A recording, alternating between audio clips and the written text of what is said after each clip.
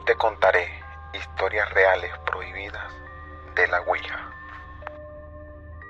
Todo lo narrado en esta entrada son historias absolutamente reales y verificables que sucedieron jugando la Ouija. No son leyendas, no son relatos. Se trata únicamente de gente como tú, que quiso experimentar, pero algo salió mal. La pregunta es, ¿qué hay más allá de la vida? ¿Son reales las historias de la Ouija? Cada vez más gente cree en la existencia de algo. Algunos lo llamarán alma, otros espíritu o espectro, y los más científicos, información cuántica que permanece tras la muerte. Desde tiempos inmemoriales, el ser humano ha tratado de contactar con los que nos dejaron, usando los más diversos rituales y métodos, siendo actualmente el más popular y accesible el tablero Ouija. Creada a final del siglo XIX, pero posiblemente con raíces ancestrales, la Ouija se ha convertido en todo un fenómeno social. Simple charlatanería para uno y para otro, algo muy peligroso con lo que no se debe jugar. Así que prepárate, porque en esta lista de aterradoras historias reales de gente como tú, con nombres y apellidos que jugó la Ouija, pero todo salió mal. En esta primera historia, Angela Jackson, residente de Kilmarsham, Escocia, fue desde su adolescencia una persona interesada por lo paranormal, debido a que predijo el fallecimiento de su papá, que en ese momento se encontraba totalmente sano, antes de que un cáncer fulminante se lo llevara, aunque nunca pensó que su caso acabaría más tarde, durante 2014, en la prensa. Todo en su vida transcurrió con normalidad, hasta que en una especie de espectáculo paranormal, una psíquica que lo conducía se acercó a ella tras todos los espectadores y en voz alta le dijo: "Tu papá te pide que jamás use la Ouija". Tiempo después, en una reunión en casa de sus vecinos y sin hacer caso de las advertencias, Ángela aceptó participar en una sesión espiritista mediante la Ouija. Pronto el espíritu contactado manifestó querer hablar tan solo con ella, y preguntando qué quería decirle, respondió un escueto: "Vas a morir, perra". Según Ángela y sus vecinos, el vaso usado como marcador terminó volando hasta estrellarse contra la pared. En ese momento, y ya muy alterado, los vecinos pusieron punto final a aquella sesión y se deshicieron de todo el material. Tiempo después, una pesadilla recurrente llenó de miedo cada una de sus noches. Era atacada brutalmente por un hombre con un martillo. Ya en 2008, un día como otro cualquiera, salió de su casa para ir a visitar a su hijo. Cuando al cerrar la puerta tras ella, sintió una presencia a su espalda. Se giró a tiempo para distinguir una silueta masculina que le dijo: "Vas a morir, perra", justo antes de escuchar el crujido de su cráneo al ser golpeada con un martillo. Ángela logró resistir varios martillazos antes de llegar a la misma puerta exterior y lanzarse a la calle, donde quedó derrumbada en un charco de sangre mientras los peatones la socorrían. Pese a las fracturas de cráneo, logró salvar su vida por la rápida atención médica. La policía jamás logró encontrar a su atacante, y su historia trascendió a los medios, en donde ella misma dice que la Ouija es algo demasiado peligroso y advierte que nadie juegue con eso, porque nunca sabrás lo que está esperando al otro lado. El segundo caso sucedió en México en el año 2014, donde tres jóvenes, Alexandra y Sergio Huerta, hermano, y su primo Fernando Cueva, mexicano-estadounidense, quienes practicaron una sesión de tabla Ouija en San Juan, una pequeña localidad al sur de México, DF. Ellos usaron sustancias alucinógenas naturales para vivir un viaje chamánico al mundo de los espíritus, para contactar con sus padres fallecidos. Rápidamente todo se torció. Alexandra comenzó a emitir extraños gruñidos, risas demenciales y voces de "vamos a morir". Pronto la siguieron los chicos, con visión doble, sordera y alucinaciones diversas. Sus familiares con rapidez requirieron ayuda de una iglesia cercana, pero al ser denegada llamaron a los servicios de emergencia. Los chicos fueron trasladados en un estado de demencia absoluta al hospital, donde poco a poco regresaron a la normalidad, afirmando que jamás volverían a acercarse a una tabla Ouija el resto de su vida. La tercera historia ocurrió en una tribu india.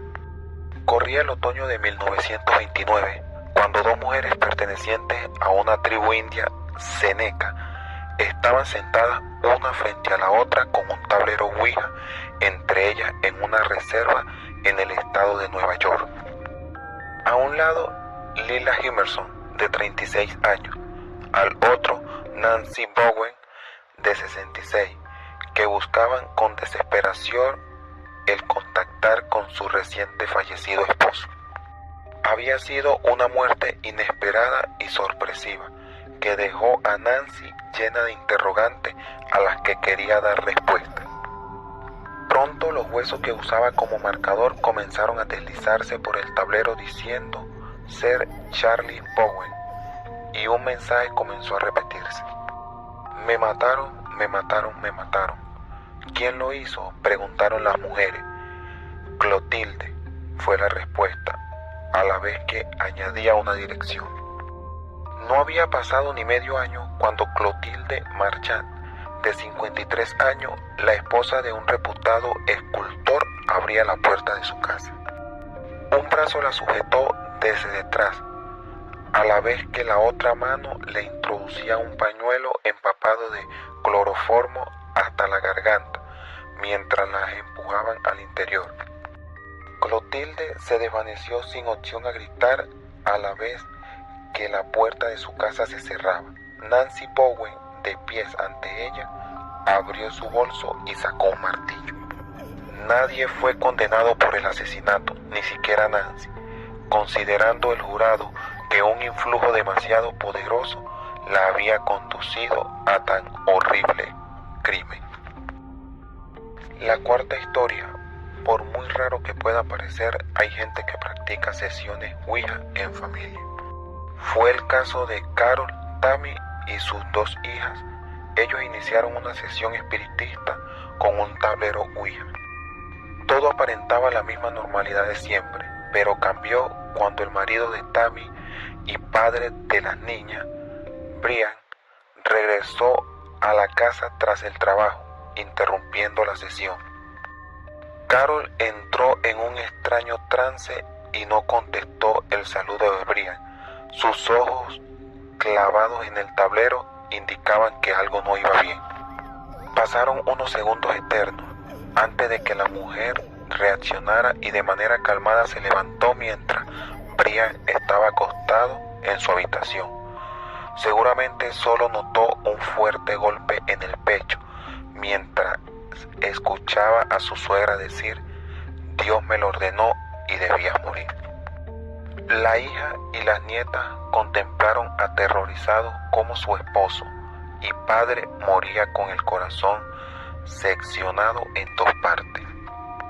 La abuela ordenó a Tammy y a la chica montar en el coche familiar, emprendiendo la huida de la escena sin hacer caso a sus riesgos.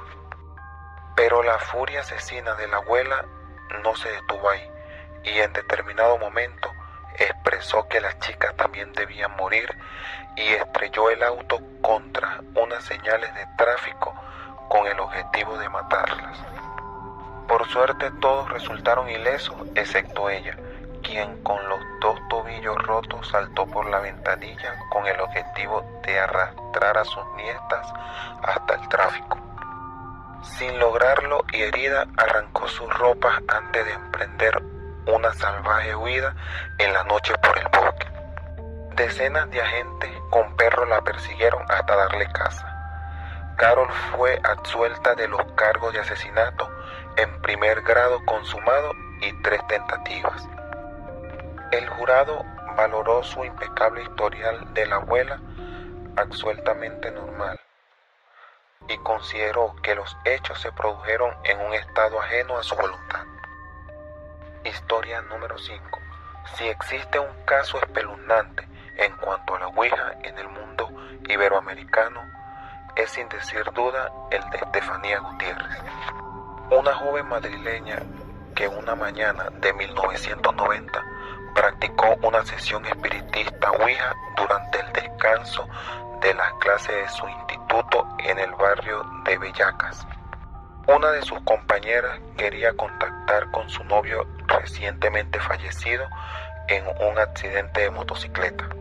En el transcurso de la sesión, una de las profesoras la sorprendió, poniendo fin a la sesión, tirando la tabla al suelo y rompiendo el vaso que usaban de marcador. Según declararon, una especie de humo blanco surgió de la nada y se introdujo por las fosas nasales de Estefanía en ese momento. Y desde ese instante todo fue terriblemente mal. Estefanía comenzó a tener fuertes convulsiones, estado alterado de la conciencia, parecía dotada de una fuerza sobrehumana, hablaba con voz ronca y varonil y veía huesudas figuras que le pedían que las acompañara. Los siguientes 6 meses, Estefanía vivió entre constantes visitas a todos los médicos posibles. Los médicos no encontraron causa alguna para sus males, hasta que un día fue trasladada en un estado lamentable al hospital Gregorio Marañón, en Madrid, donde falleció, considerando los médicos, el doctor Cabeza y el doctor Arroyo, su muerte como súbita e inexplicable. Pero la pesadilla no acabó ahí. De inmediato, en el domicilio familiar comenzaron a suceder fenómenos paranormales. Sombras que vagaban por la casa, puertas y armarios que se abrían y cerraban con violencia, objetos que salían volando hasta estrellarse contra la pared, crucifijos y cuadros que gritaban con fuerza, fotografías que ardían sin afectar el marco. La situación era tan insostenible que una noche en plena ola de efectos paranormales, la familia llamó a la policía, que se personó en la casa. Un total de 6 agentes comandados por el inspector Negri fueron testigos del horror, causando que 4 abandonaran el lugar totalmente aterrorizados y siendo reportados los sucesos paranormales que sucedían en un informe policial oficial. Los padres y hermanos de Estefanía se vieron forzados por la insostenible situación a abandonar la casa y solo entonces los hechos fueron perdiendo intensidad. La vida perdida de una joven, el terror de una familia y un informe oficial de lo que allí se vivía, todo con un mismo origen, la ruptura brusca del ritual. Sean ciertos estos contactos con el más allá o no, nuestro cerebro, a pesar de ser una máquina asombrosa, es altamente sugestionable. Y cualquier tontería puede hacer que todo salte por los aires dentro de nuestra cabeza.